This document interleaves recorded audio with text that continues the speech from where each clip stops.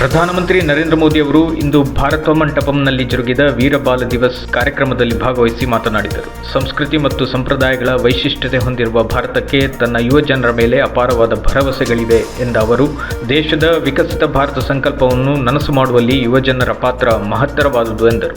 ಇದೇ ಸಂದರ್ಭ ಸಿಖ್ಖರ ಯುದ್ಧ ಕಲೆ ಘಾತ್ಕ ಪ್ರದರ್ಶನಗೊಂಡಿತು.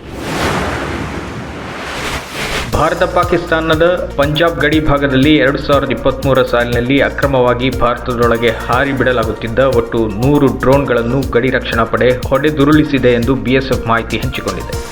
ದೇಶದೊಳಗೆ ಅಕ್ರಮವಾಗಿ ರವಾನಿಸಲಾಗುತ್ತಿದ್ದ ಮಾದಕ ದ್ರವ್ಯಗಳು ಮತ್ತು ಶಸ್ತ್ರಗಳನ್ನು ಬಿಎಸ್ಎಫ್ ತನ್ನ ವಶಕ್ಕೆ ಪಡೆದಿದೆ. ಇದರೊಂದಿಗೆ ಡ್ರೋನ್ ಹಾರಿಸಿ ಬಿಡುತ್ತಿದ್ದ ಕೆಲ ಶಂಕಿತ ಕಳ್ಳಸಾಗಣೆದಾರರನ್ನು ಬಂಧಿಸಲಾಗಿದೆ. ಭಾರತೀಯ ನೌಕಾಪಡೆಗೆ ಇಂದು ಕ್ಷಿಪಣಿ ಧ್ವಂಸಕ ಜಲಾಂತರ್ಗಾಮಿ ನೌಕೆಯಾದ ಐಎನ್ಎಸ್ ಇಂಫಾಲ ವಿದ್ಯುಕ್ತವಾಗಿ ಸೇರ್ಪಡೆಗೊಂಡಿತು. ರಕ್ಷಣಾ ಸಚಿವ ರಾಜನಾಥ್ ಸಿಂಗ್ ವಿಶೇಷ ಕಾರ್ಯಕ್ರಮದಲ್ಲಿ ಉಪಸ್ಥಿತರಿದ್ದರು.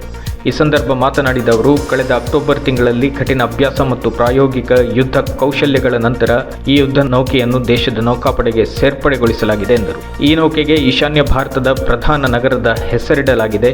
ದೇಶದ ಸ್ವಾತಂತ್ರ್ಯ ಹೋರಾಟದಲ್ಲಿ ಮಣಿಪುರದ ತ್ಯಾಗ, ಗೌರವವನ್ನು ಐಎನ್ಎಸ್ ಇಂಫಾಲದ ಮೂಲಕ ಸ್ಮರಣೀಯವಾಗಿಸಲಾಗಿದೆ ಎಂದರು. ರಾಜ್ಯ ಸರ್ಕಾರದ ಮಹತ್ವದ ಯೋಜನೆ ಯುವ ನಿಧಿ ನೋಂದಣಿ ಪ್ರಕ್ರಿಯೆ ಚಾಲನೆಯನ್ನು ಮುಖ್ಯಮಂತ್ರಿ ಸಿದ್ದರಾಮಯ್ಯ ನೀಡಿದ್ದಾರೆ. ವಿಧಾನಸೌಧದ ಬ್ಯಾಂಕ್ವೆಟ್ ಹಾಲ್ನಲ್ಲಿ ಮಂಗಳವಾರ ನಡೆದ ಕಾರ್ಯಕ್ರಮದಲ್ಲಿ ಸಿಎಂ ಸಿದ್ದರಾಮಯ್ಯ ಚಾಲನೆ ನೀಡಿದರು. ಪದವೀಧರ, ಡಿಪ್ಲೊಮಾ ಪದವೀಧರ ಅಭ್ಯರ್ಥಿಗಳು ನಿರುದ್ಯೋಗಿಗಳಾಗಿದ್ದರೆ 6 ತಿಂಗಳು ನಿರುದ್ಯೋಗ ಭತ್ಯೆ ನೀಡುವ ಯೋಜನೆ ಇದಾಗಿದೆ.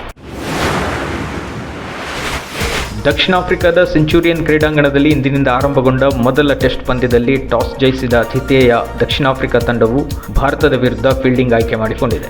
ರೋಹಿತ್ ಶರ್ಮಾ ತಂಡವನ್ನು ಮುನ್ನಡೆಸುತ್ತಿದ್ದು, ತಂಡದಲ್ಲಿ ಯಶಸ್ವಿ ಜೈಸ್ವಾಲ್, ಶುಭ್ಮನ್ ಗಿಲ್ ಪ್ಲೇಯಿಂಗ್ 11ನಲ್ಲಿ ಸ್ಥಾನ ಗಿಟ್ಟಿಸಿಕೊಂಡಿದ್ದಾರೆ. ಪ್ರಸಿದ್ಧ ಕೃಷ್ಣ ಅಂತಾರಾಷ್ಟ್ರೀಯ ಟೆಸ್ಟ್ ಪಂದ್ಯಾವಳಿಗೆ ಇಂದು ಪಾದಾರ್ಪಣೆ ಮಾಡಿದ್ದಾರೆ.